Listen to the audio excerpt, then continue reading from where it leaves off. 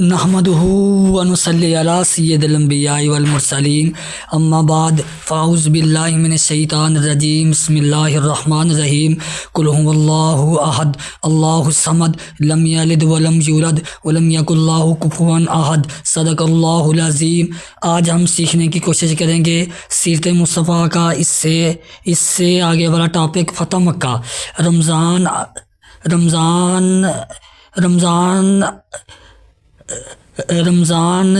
تقریباً 8 ہجری تاریخ نبوت کا نہایت ہی عظیم الشان عنوان ہے، اور سیرت مقدسہ کا یہ وہ سنہرا باب ہے کہ جس کی آب و تاب سے ہر مومن کا قلب قیامت تک مسرتوں کا آفتاب بنا رہے گا، کیونکہ تاجدار دو عالم صلی اللہ علیہ وسلم نے اس طریق سے 8 سال قبل انتہائی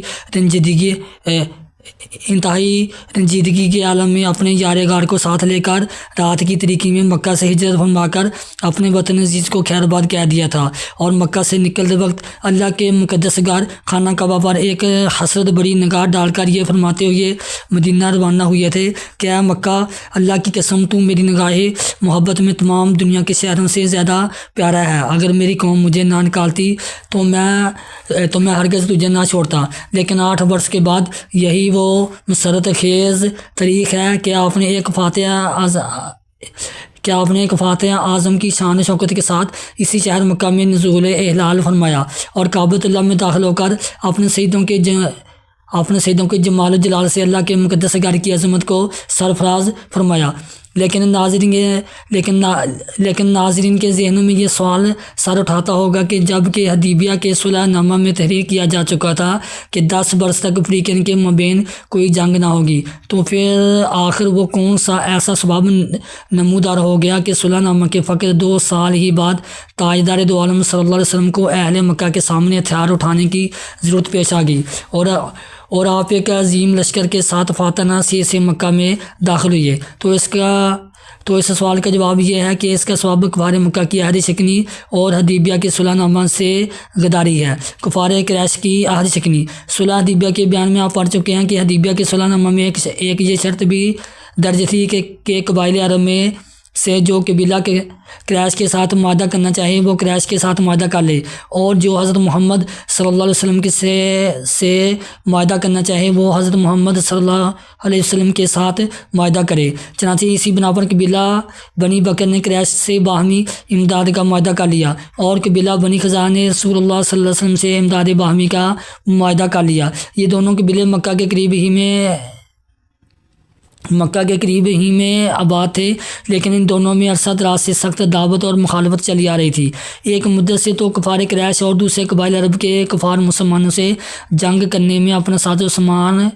صرف کر رہے تھے، لیکن صلح حدیبیہ کی بدولت جب مسلمانوں کی جنگ سے کفار قریش اور دوسرے قبائل کفار کو اطمینان ملا تو قبیلہ بنی بکر نے قبیلہ بنی خزاعہ سے اپنی پرانی عداوت کا انتقام لینا چاہا، اور اپنے حلیف کفار قریش سے مل کر بالکل اچانک طور پر قبیلہ بنی خزاعہ پر حملہ کر دیا، اور اس حملہ میں کفار قریش کے تمام رؤساء یعنی اکرمہ بن ابی جہل، صفوان بن امیہ و سہیل بن عمرو وغیرہ بڑے بڑے سرداروں نے اعلانیہ بنی خزاعہ کو قتل کیا۔ بیچارے بنی خزاعہ اس خوفناک ظالمانہ حملہ کی تاب نہ لا سکے اور اپنی جان بچانے کے لیے حرم کعبہ میں پناہ لینے کے لیے بھاگے۔ بنی بکر کے عوام نے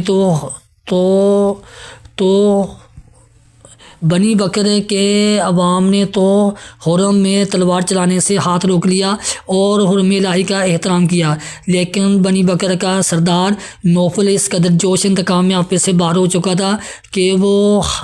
وہ حرم میں بھی بنی خزاعہ کو نہایت بے دردی کے ساتھ قتل کرتا رہا، اور چلا کر اپنی قوم کو للکارتا رہا کہ پھر یہ موقع کبھی ہاتھ نہیں آ سکتا۔ چنانچہ ان درندہ صفت خونخوار انسانوں نے حرم الہی کے احترام کو بھی خاک میں ملا دیا، اور حرم کعبہ کے حدود میں نہایت ہی ظالمانہ طور پر بنی خزاعہ کا خون بہایا، اور کفار قریش نے بھی اس قتل و غار اور کشف و خون میں خوب حصہ لیا۔ ظاہر ہے کہ قریش نے اپنی اس حرکت سے حدیبیہ کے معاہدہ کو عملی طور پر توڑ ڈالا، کیونکہ بنی خزاعہ رسول اللہ صلی اللہ علیہ وسلم سے معاہدہ کر کے آپ کے حلیف بن چکے تھے۔ اس لیے بنی خزاعہ پر حملہ کرنا یہ رسول اللہ صلی اللہ علیہ وسلم پر حملہ کرنے کے برابر تھا۔ اس حملہ میں بنی خزاعہ کے 23 آدمی قتل ہو گئے۔ اس حادثہ کے بعد قبیلہ بنی خزاعہ کے سردار عمرو بن سالم خزاعی 40 آدمیوں کا وفد لے کر فریاد کرنے اور امداد طلب کرنے کے لیے مدینہ بارگہ رسالت میں پہنچے اور یہی فتح مکہ کی تمہید ہوئی۔ تاجدار دو عالم سے استعانت۔ حضرت بی بی میمونہ رضی اللہ تعالیٰ عنہ کا بیان ہے کہ ایک رات حضور اکرم صلی اللہ علیہ وسلم کاشانِ نبوت میں وضو فرما رہے تھے کہ ایک دم بالکل ناگہاں آپ نے بلند آواز سے 3 مرتبہ یہ فرمایا کہ لبیک لبیک، میں تمہارے لیے بار بار حاضر ہوں۔ پھر 3 مرتبہ بلند آواز سے آپ نے یہ ارشاد فرمایا کہ نصرت نصرت نصرت، یعنی تمہیں مدد مل گئی۔ جب آپ وضو خانہ سے نکلے تو میں نے عرض کیا کہ یا رسول اللہ صلی اللہ علیہ وسلم، آپ تنہائی میں کس سے گفتگو فرما رہے تھے؟ تو ارشاد فرمایا کہ میمونہ غضب ہو گیا، میرے حلیف بنی خزاعہ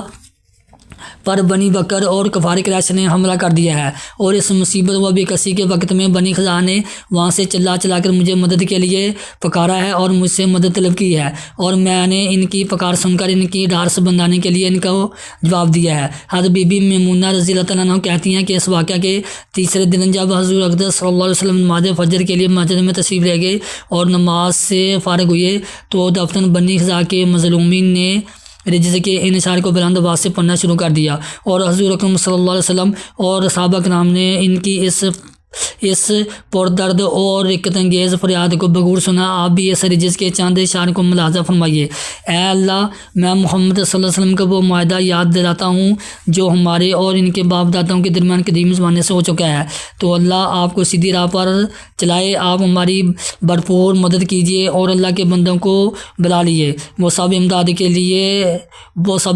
لیے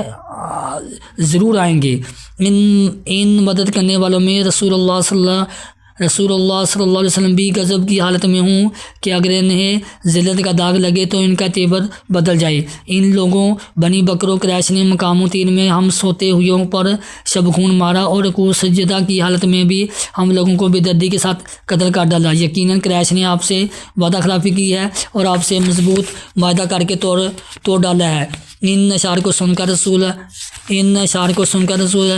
اکرم صلی اللہ علیہ وسلم نے ان لوگوں کو تسلی دی اور فرمایا کہ مت گھبراؤ، میں تمہاری امداد کے لیے تیار ہوں۔ حضور صلی اللہ علیہ وسلم کی امن پسندی۔ اس کے بعد حضور صلی اللہ علیہ وسلم نے قریش کے پاس قاصد بھیجا اور 3 شرطیں پیش فرمائی کہ ان میں سے کوئی ایک شرط قریش منظور کر لیں۔ بنی خزاعہ کے مقتولوں کا خون بہا دیا جائے، قریش قبیلہ بنی بکر کی حمایت سے بالکل ہی الگ ہو جائیں، اعلان کر دیا جائے کہ حدیبیہ کا معاہدہ ٹوٹ گیا۔ جب حضور صلی اللہ علیہ وسلم کے قاصد نے ان شرطوں کو قریش کے سامنے رکھا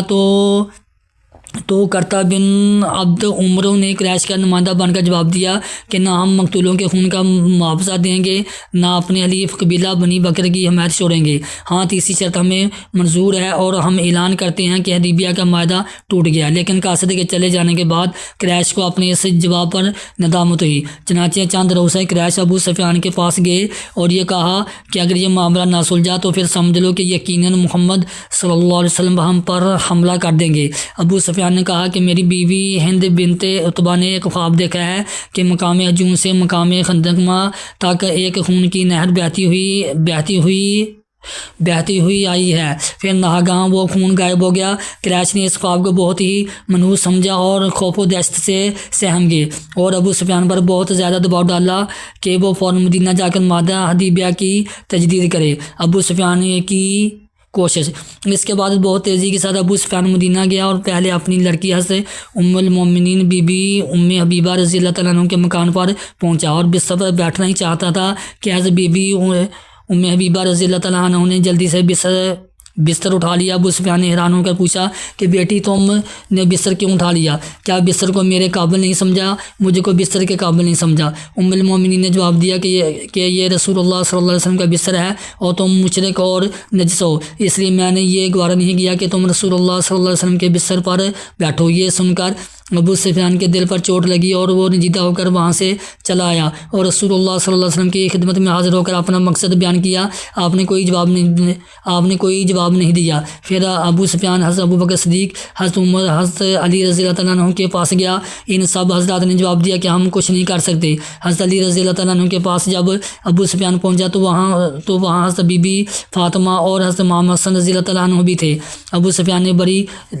لجاجت سے کہا کہ علی تم قوم میں بہت ہی رحم دل ہو، ہم ایک مقصد لے کر یہاں آئے ہیں، کیا ہم یوں ہی ناکام چلے جائیں؟ ہم صرف یہی چاہتے ہیں کہ تم محمد صلی اللہ علیہ وسلم سے جاری سفارش کر دو۔ حضرت علی رضی اللہ تعالیٰ عنہ نے فرمایا کہ اے ابو سفیان، ہم لوگوں کی یہ مجال نہیں ہے کہ ہم حضور صلی اللہ علیہ وسلم کے ارادہ اور ان کی مرضی میں کوئی مداخلت کر سکیں۔ ہر طرف سے مایوس ہو کر ابو سفیان نے حضرت فاطمہ رضی اللہ تعالیٰ عنہ سے کہا کہ اے فاطمہ، یہ تمہارا 5 برس کا بچہ امام حسن کا ایک مرتبہ اپنی زبان سے اتنا کہہ دے کہ میں نے دونوں فریق میں صلح کرا دی تو آج سے یہ بچہ عرب کا سردار کہہ کر پکارا جائے گا۔ حضرت بی بی فاطمہ رضی اللہ تعالیٰ عنہ نے جواب دیا کہ بچوں کے ان معاملات میں کیا دخل؟ بالاخر ابو سفیان نے کہا کہ علی، معاملہ بہت کٹھن نظر آتا ہے، کوئی تدبیر بتاؤ۔ حضرت علی رضی اللہ تعالیٰ عنہ نے فرمایا کہ میں اس سلسلے میں تم کو کوئی مفید رائے تو ہی دے سکتا، لیکن تم بنی کنانہ کے سردار ہو، تم خود ہی لوگوں کے سامنے اعلان کر دو کہ میں نے حدیبیہ کے معاہدہ کی تجدید کر دی۔ ابو سفیان نے کہا کہ کیا میرا یہ اعلان کچھ مفید ہو سکتا ہے؟ حضرت علی رضی اللہ تعالیٰ عنہ نے فرمایا کہ یک طرفہ اعلان ظاہر ہے کہ کچھ مفید نہیں ہو سکتا، مگر اب تمہارے پاس اس کے سوا اور چارہ کار ہی کیا ہے؟ ابو سفیان وہاں سے مسجد نبوی میں آیا اور بلند آواز سے مسجد میں اعلان کر دیا کہ میں نے حدیبیہ کی تجدید کر دی، مگر مسلمانوں میں سے کسی نے بھی کوئی جواب نہیں دیا۔ ابو سفیان یہ اعلان کر کے مکہ روانہ ہو گیا۔ جب مکہ پہنچا تو قریش نے پوچھا کہ مدینہ میں کیا ہوا ہے؟ ابو سفیان نے ساری داستان بیان کر دی تو قریش نے سوال کیا کہ جب تم نے اپنی طرف سے معاہدہ حدیبیہ کی تجدید کا اعلان کیا تو کیا محمد صلی اللہ علیہ وسلم نے اس کو قبول کر لیا؟ ابو سفیان نے کہا کہ نہیں۔ یہ سن کر قریش نے کہا کہ یہ تو کچھ بھی نہیں ہوا، یہ نہ تو صلح ہے کہ ہم اطمینان سے بیٹھے، نہ یہ جنگ ہے کہ لڑائی کا سامان کیا جائے۔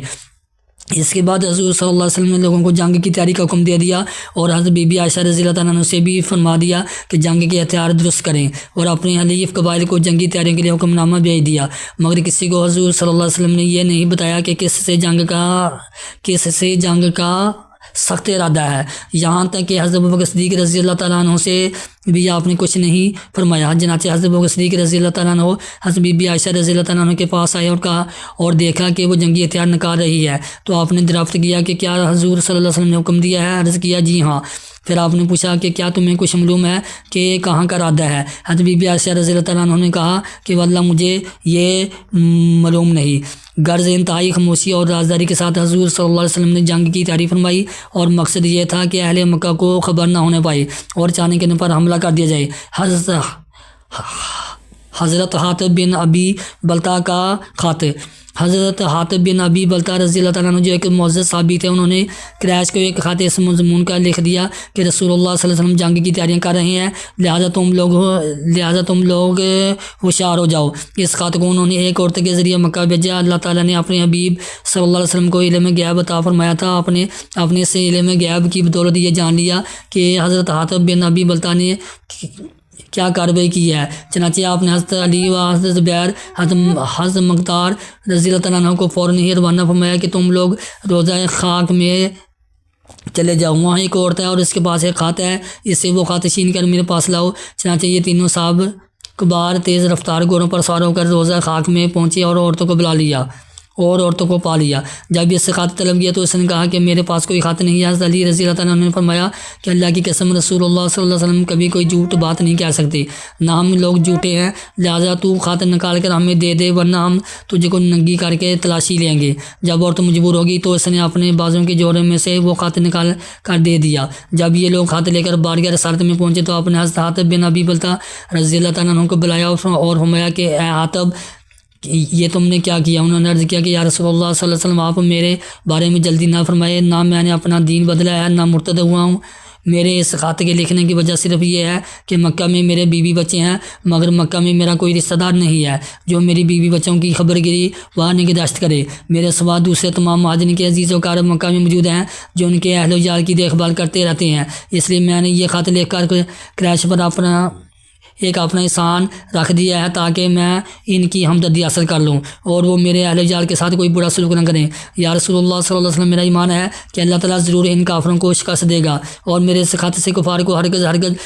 کوئی فائدہ حاصل نہیں ہو سکتا۔ حضور صلی اللہ علیہ وسلم نے حضرت عاطف رضی اللہ تعالیٰ عنہ کے اس بیان کو سن کر ان کے عذر کو قبول فرما لیا، مگر حضرت عمر رضی اللہ تعالیٰ عنہ اس خط کو دیکھ کر اس قدر تیش میں آ گئے کہ آپ پیسے باہر ہو گئے اور عرض کیا کہ یا رسول اللہ صلی اللہ علیہ وسلم مجھے اجازت دیجیے کہ میں اس منافق کی گردن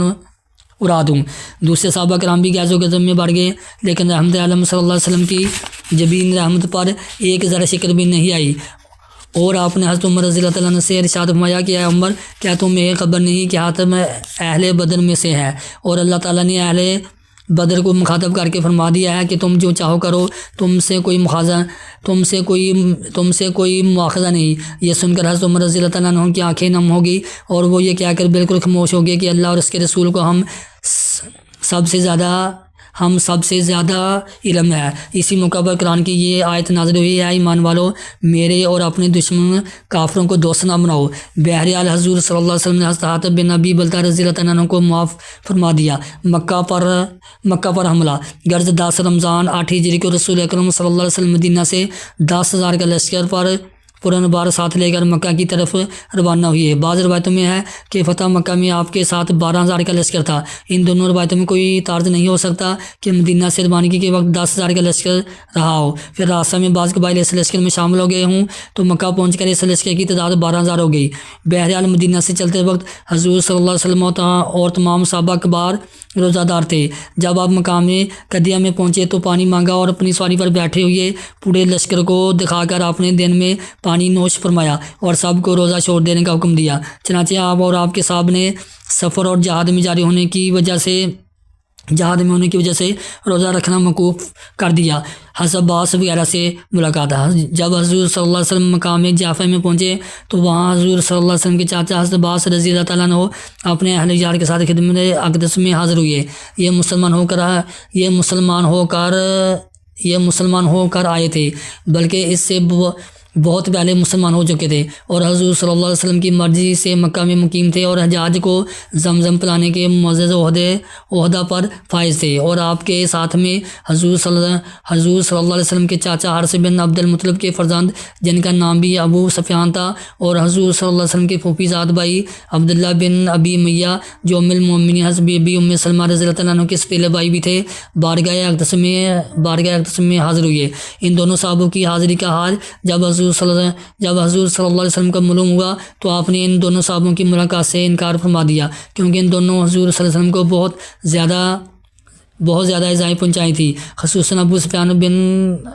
بن الحارث آپ کے چچا زاد بھائی جو اعلان نبوت سے پہلے آپ کے انتہائی جانساروں میں سے تھے، مگر اعلان نبوت کے بعد انہوں نے اپنے قصیدوں میں اتنی شرمناک اور بیہودہ ہجو حضور صلی اللہ علیہ وسلم کی کاٹ ڈالی تھی کہ آپ کا دل زخمی ہو گیا تھا، اس لیے آپ ان دونوں سے انتہائی ناراض و بیزار تھے۔ مگر حضرت بی بی ام سلمہ رضی اللہ تعالیٰ عنہ نے ان دونوں کا قصور معاف کرنے کے لیے بہت ہی پرزور سفارش کی، اور ابو سفیان بن الحارث نے یہ کہہ دیا کہ اگر رسول اللہ صلی اللہ علیہ وسلم نے میرا قصور نہ معاف فرمایا تو میں اپنے چھوٹے چھوٹے بچوں کو لے کر عرب کے ریگستان میں چلا جاؤں گا، تاکہ وہاں بغیر دانہ پانی کے بھوک پیاس سے تڑپ کر میں اور میرے سب بچے مار کر فنا ہو جائیں۔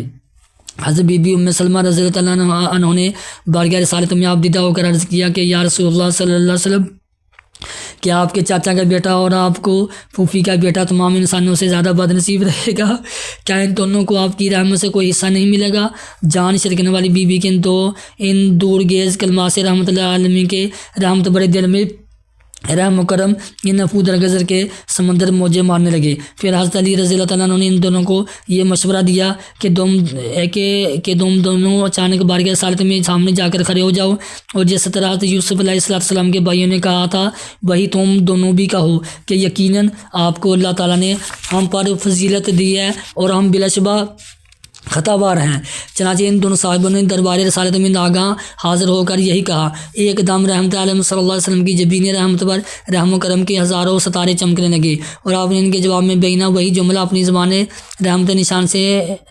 نشان سے ارشاد فرمایا جو حضرت یوسف علیہ السلام نے اپنے بھائیوں کے جواب میں فرمایا تھا کہ آج تم سے کوئی مواخذہ نہیں ہے، اللہ تمہیں بخش دے، وہ ارحم الراحمین ہے۔ جب قصور معاف ہو گیا تو ابو سفیان بن الحارث رضی اللہ تعالیٰ عنہ نے تاجدار دو عالم صلی اللہ علیہ وسلم کے مدام اشعار لکھے اور زمانہ جاہلیت کے دور میں جو کچھ آپ کی ہجوں میں لکھا تھا اس کی معذرت کی، اور اس کے بعد عمر بار نہایت سچے اور ثابت قدم مسلمان رہے، مگر حیا کی وجہ سے رسول اللہ صلی اللہ علیہ وسلم کے صاحب نے کبھی سر نہیں اٹھاتے تھے، اور حضور صلی اللہ علیہ وسلم بھی ان کے ساتھ بہت زیادہ محبت رکھتے تھے اور فرمایا کرتے تھے کہ مجھے امید ہے کہ ابو سفیان بن الحارث میرے چاچا حضرت حمزہ رضی اللہ تعالیٰ عنہ کے قائم مقام ثابت ہوں گے۔ میلوں تک آگ ہی آگ۔ مکہ سے ایک منزل کے فاصلے پر محر زران میں پہنچ کر اسلامی لشکر نے پڑاؤ ڈالا، اور حضور صلی اللہ علیہ وسلم نے فوج کو حکم دیا کہ ہر مجاہد اپنا لاگے چولہا جلائے۔ 10,000 مجاہدین جو لاگے چولہے جلائے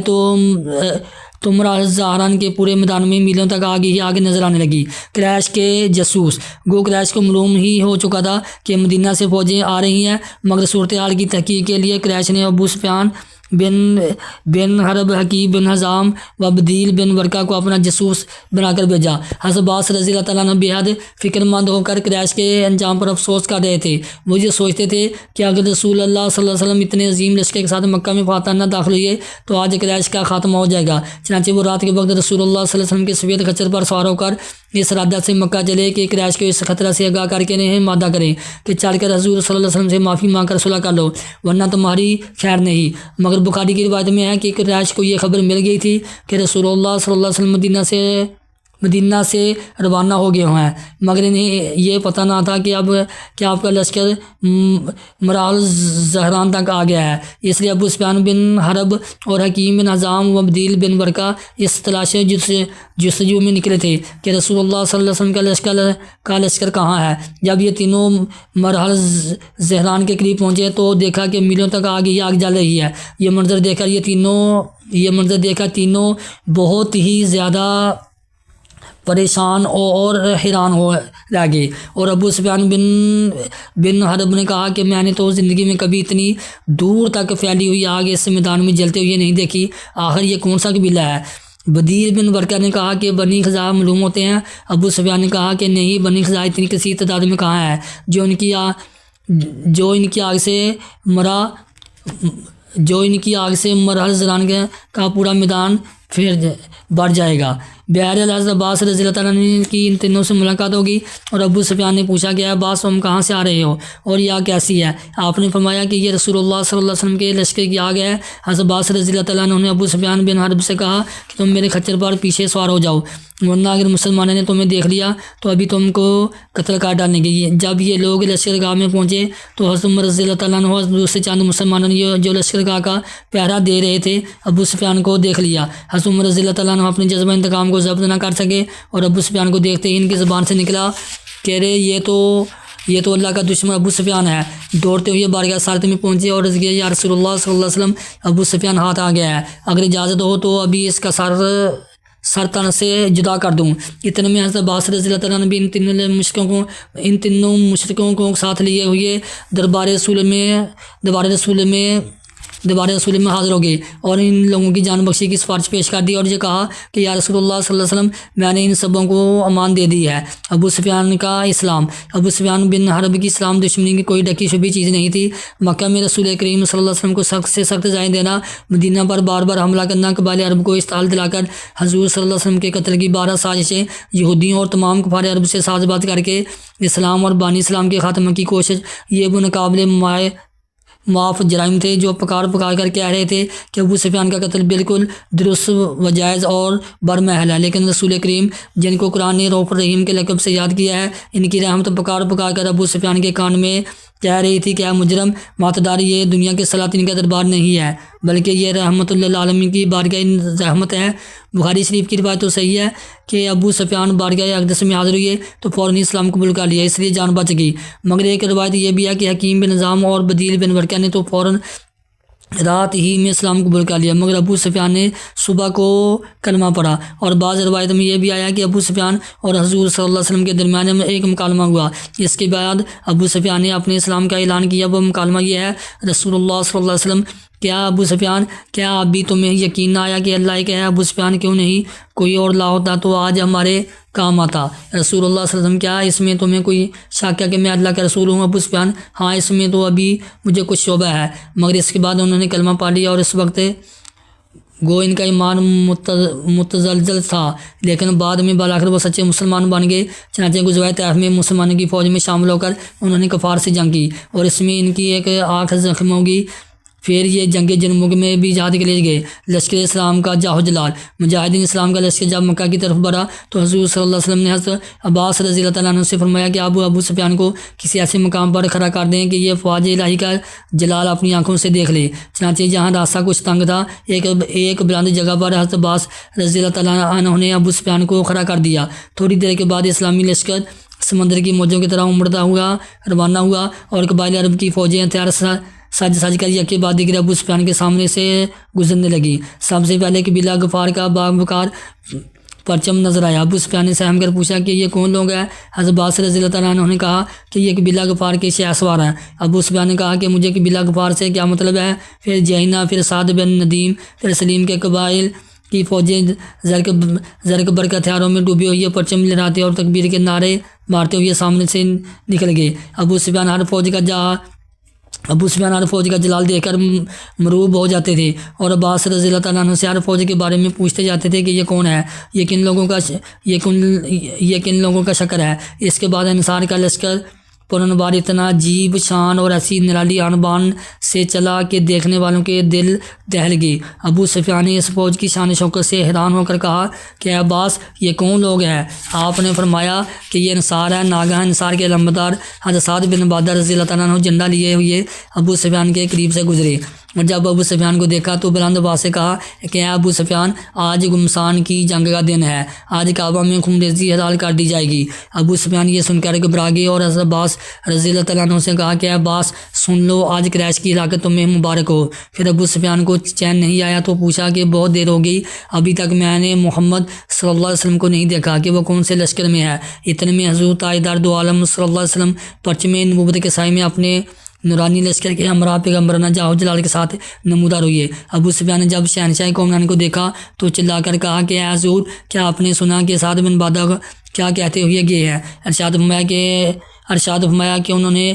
کیا کہا؟ ابو سفیان بولے کہ انہوں نے یہ کہا کہ آج کعبہ حلال کر دیا جائے گا۔ آپ نے ارشاد فرمایا کہ سعد بن عبادہ نے غلط کہا، آج تو کعبہ کی عظمت کا دن ہے، آج تو کعبہ کو لباس پہنانے کا دن ہے۔ اور حضور صلی اللہ علیہ وسلم نے فرمایا کہ سعد بن عبادہ نے اتنی غلط بات کیوں کہہ دی؟ آپ نے ان کے ہاتھ سے جھنڈا لے کر ان کے بیٹے قیس بن سعد رضی اللہ تعالیٰ عنہ کے ہاتھ میں دے دیا۔ اور ایک بات میں یہ ہے کہ جب ابو سفیان نے بارگاہ رسول میں یہ شکایت کی کہ یا رسول اللہ، ابھی سعد بن عبادہ یہ کہتے ہوئے گئے ہیں کہ آج گمسان کی لڑائی کا دن ہے، تو حضور صلی اللہ علیہ وسلم نے خفی کی اظہار فرماتے ہوئے ارشاد فرمایا کہ سعد بن عبادہ نے غلط کہا، بلکہ اے ابو سفیان، آج کا دن تو رحمت کا دن ہے۔ پھر فاتحانہ شان و شوکت کے ساتھ بانی کعبہ کے جانشین حضور رحمت للعالمین صلی اللہ علیہ وسلم نے مکہ کی سرزمین میں نزول جلال فرمایا اور حکم دیا کہ میرا جھنڈا مقام ہجوم کے پاس گاڑا جائے، اور حضرت خالد بن ولید رضی اللہ تعالیٰ عنہ کے نام فرمان جاری فرمایا کہ وہ فوجوں کے ساتھ مکہ کے بلائی حصہ یعنی قضاء کی طرف سے مکہ میں داخل ہوں۔ فاتح مکہ کا پہلا فرمان۔ تاجدار دو عالم صلی اللہ علیہ وسلم نے مکہ کی سرزمین میں قدم رکھتے ہی جو پہلا فرمان جاری فرمایا وہ یہ اعلان تھا کہ جس کے لفظ میں رحمتوں کے دریا موجے مار رہے ہیں، جو شخص ہتھیار ڈال دے گا اس کے لیے امان ہے، جو شخص اپنا دروازہ بند کر لے گا اس کے لیے امان ہے، جو کعبہ میں داخل ہو جائے گا اس کے لیے امان ہے۔ اس موقع پر حضرت عباس رضی اللہ تعالیٰ عنہ نے عرض کیا کہ یا رسول اللہ صلی اللہ علیہ وسلم، ابو سفیان ایک فخر پسند آدمی ہے، اس کے لیے کوئی ایسی امتیازی بات فرما دیجیے کہ اس کا سر فخر سے اونچا ہو جائے۔ تو آپ نے فرما دیا کہ جو ابو سفیان کے گھر میں داخل ہو جائے اس کے لیے بھی امان ہے۔ اس کے بعد ابو سفیان مکہ میں بلند آواز سے پکار کر اعلان کرنے لگا کہ اے قریش، محمد صلی اللہ علیہ وسلم اتنا بڑا لشکر لے کر آگے ہیں کہ اس کا مقابلہ کرنے کی کسی میں بھی طاقت نہیں ہے، جو ابو سفیان کے گھر میں داخل ہو جائے اس کے لیے بھی امان ہے۔ ابو سفیان کی زبان سے یہ کام ہمت کی زبان سن کر اس کی بیوی ہند بنت عتبہ جل بن کر کباب ہو گئی اور تیش میں آ کر ابو سفیان کی پونچھ پکڑ لی اور چلا کر کہنے لگی کہ اے بنی کنانہ، اس کم بخت کو قتل کر دو، یہ کیسی بزدلی اور کم ہمت کی بات بکرا ہے۔ بند کی اس چیخ و پکار کی بات سن تمام بنو کنانہ کا خاندان ابو سفیان کے مکان میں جمع ہو گیا اور ابو سفیان نے صاف کہا اس وقت غصہ اور تیش کی باتوں سے کچھ کام نہیں چل سکتا، میں پورے اسلامی لشکر کو اپنی آنکھ سے دیکھ کر آیا ہوں اور میں تم لوگوں کو یقین دلاتا ہوں کہ اب ہم لوگوں سے محمد صلی اللہ علیہ وسلم کا مقابلہ نہیں ہو سکتا۔ یہ خیریت ہے کہ انہوں نے اعلان کر دیا کہ جو ابو سفیان کے مکان میں چلا جائے اس کے لیے امان ہے، لہٰذا زیادہ سے زیادہ لوگ میرے مکان میں آ کر پناہ لے لیں۔ ابو سفیان کے خاندان خاندان والوں نے کہا کہ تیرے مکان میں بلا کتنے انسان آ سکیں گے؟ ابو سفیان نے بتایا کہ محمد صلی اللہ علیہ وسلم نے ان لوگوں کو بھی امان دے دیا ہے، جو اپنے دروازے بند کر لیں یا مسجد حرام میں داخل ہو جائیں یا ہتھیار ڈال دیں۔ ابو سفیان کا یہ بیان سن کر کوئی ابو سفیان کے مکان میں چلا گیا، کوئی مسجد حرام کی طرف بھاگا، کوئی اپنا ہتھیار زمین پر رکھ کر کھڑا ہو گیا۔ حضور صلی اللہ علیہ وسلم کے ان لانے رحمت نشان یعنی مکمل امن و امان کا فرمان جاری کر دینے کے بعد ایک قطرہ خون بہنے کا کوئی امکان ہی نہیں تھا، لیکن اکرمہ بن ابو جہل، صفوان بن امیہ، سہیل بن عمرو اور جماش بن کیش نے مقام خندمہ میں مختلف قبائل کے اوباش کو جمع کیا تھا۔ ان لوگوں نے خالد بن ولید رضی اللہ تعالیٰ عنہ کی فوج میں سے 2 آدمیوں کوز بن جابر فہری اور جیش بن اشد رضی اللہ تعالیٰ عنہ کو شہید کر دیا اور اسلامی لشکر پر تیر بسانا شروع کر دیا۔ بخاری کی روایت میں انہیں 2 حضرات کی شہادت کا ذکر ہے، مگر زرقانی وغیرہ کتابوں سے پتہ چلتا ہے کہ 3 صحابہ کرام کو کفار قریش نے قتل کر دیا، وہ جو اوپر ذکر کیا گیا، اور حضرت سلمہ بن المیلہ رضی اللہ تعالیٰ عنہ اور 12 یا 13 کفار بھی مارے گئے اور باقی میدان چھوڑ کر بھاگ نکلے۔ حضور صلی اللہ علیہ وسلم نے جب دیکھا کہ تلواریں چمک رہی ہیں تو آپ نے دریافت فرمایا کہ میں نے تو خالد بن ولید کو جنگ کرنے سے منع کر دیا تھا، پھر یہ تلواریں کیسی چل رہی ہیں؟ لوگوں نے عرض کیا کہ پہلے کفار کی طرف سے ہوئی ہے، اس لیے لڑنے کے سوا حضرت خالد بن ولید رضی اللہ عنہ کی فوج کے لیے کوئی چارہ کار ہی نہیں رہ گیا تھا۔ یہ سن کر ارشاد فرمایا کہ قضاء الہی یہی تھی اور اللہ نے جو چاہا وہی بہتر ہے۔ صدق اللہ العظیم۔